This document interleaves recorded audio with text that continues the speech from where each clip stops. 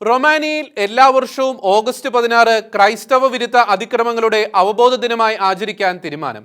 Romanian parliament അധോസഭയായ chamber of deputies മെമ്പേഴ്സാണ് ഇത് പ്രഖ്യാപിച്ചത്. ആഗസ്റ്റ് 15 മാതാവിന്റെ സ്വർഗാരോഹണ തിരുനാളായിരുന്നതിനാലാണ് 16 തീയതി രക്തസാക്ഷികളുടെ തിരുനാളായി ആചരിക്കാൻ റൊമാനിയൻ സഭ തീരുമാനമെടുത്തത്. ഓഗസ്റ്റ് 16 റൊമാനിയൻ പാർലമെന്റ് അടക്കമുള്ള സർക്കാർ മന്ദിരങ്ങൾ രാത്രി 8 മണി മുതൽ 12 മണി വരെ ചുവന്ന ദീപങ്ങൾ തെളിയിക്കും.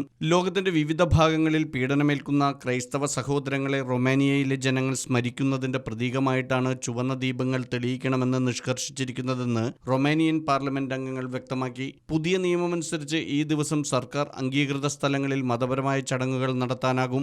ആഗസ്റ്റ് 16 തീയതി രാജ്യത്തെ സർക്കാർ മാധ്യമങ്ങളടക്കമുള്ള ചാനലുകളിൽ ക്രൈസ്തവ പീഡനം പ്രമേയമായുള്ള പരിപാടികൾ കൂടുതലായി സംപ്രേഷണം ചെയ്യും. റൊമാനിയയുടെ ക്രൈസ്തവ ചരിത്രത്തെപ്പറ്റിയും ലോകത്തിന്റെ നാനാഭാഗങ്ങളിൽ നടക്കുന്ന ക്രൈസ്തവ വിരുദ്ധ പീഡനങ്ങളെപ്പറ്റിയും യുവജനങ്ങളെ ബോധവാന്മാരാക്കാനാണ് പുതിയ നിയമത്തിന്റെ കരട് ബില്ലിന് രൂപം നൽകിയത്.